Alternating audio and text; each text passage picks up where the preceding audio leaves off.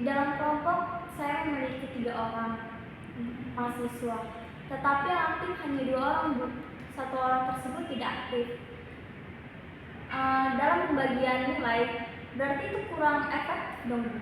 Kalau misalnya dalam satu kelompok itu disamaratakan semua, sementara ada yang aktif, ada yang tidak aktif. Itu aja sih, Bu. Baik, apakah dari kelompok lain ada juga yang serupa permasalahannya dengan teman kita Tania tadi? Izin, Bu, Ya. saya juga mau berpendapat. Jadi di kelompok saya juga kayak gitu, Bu. Jadi sebenarnya kami sudah mencoba membagi beberapa tugas, tapi kadang ada aja anggota yang nggak menjalankan tugasnya gitu. Jadi kami yang lainnya kayak terpaksa mencakup bagian mereka supaya menutupi kekurangannya loh, Bu, supaya tugas itu cepat selesai gitu. Terima kasih kepada Tania dan Nabila yang sudah menyuarakan ya masalah di kelompok yang menurut saya ini masalah serius, karena namanya kelompok pasti itu kan semuanya harus terlibat aktif.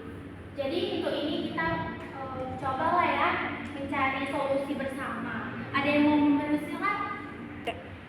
Saya ingin berpendapat, bagaimana kalau kita melakukan pertemuan rutin, misalnya untuk mengecek tugas-tugas yang Ibu berikan, supaya kami juga bisa memberi laporan bagaimana tindak lanjut di dalam kelompok kami tersebut dalam mengerjakan tugas dari Ibu.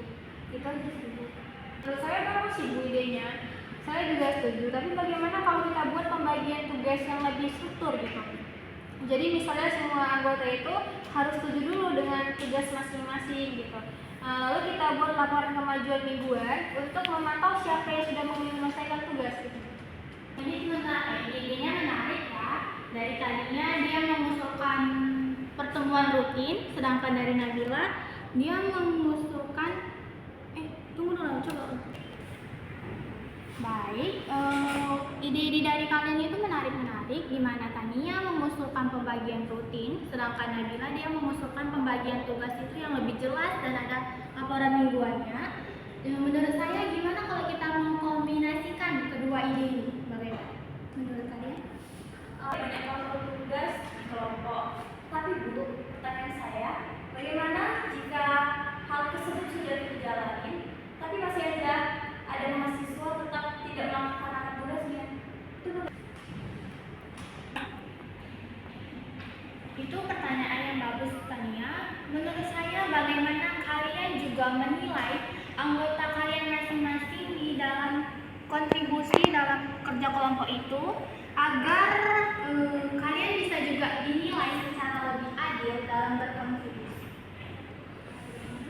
Saya setuju banget sih, Bu. Jadi kalau misalnya ada yang mahasiswa yang tidak aktif, jadi nilainya itu bisa disesuaikan. Jadi itu untuk memotivasi agar mahasiswa ini kedepannya untuk lebih berperan lagi. Baiklah, jika semuanya setuju, saya akan merangkumkan solusinya, yaitu yang pertama, kalian melakukan pembagian tugas secara lebih jelas dan diikuti dengan laporan mingguan. Yang kedua itu kalian bisa menilai kontribusi dari masing-masing anggota kalian. Dan yang terakhir, kalian membuat pertemuan rutin di setiap diskusi dan evaluasi. Apakah kalian semua setuju? Setuju, Bu. Setuju, Bu. Baik, kita akan mencoba solusi ini. Kita lihat hasilnya. Saya harap ini bisa membantu semua anggota kelompok berkontribusi dengan baik. Terima kasih atas apresiasinya.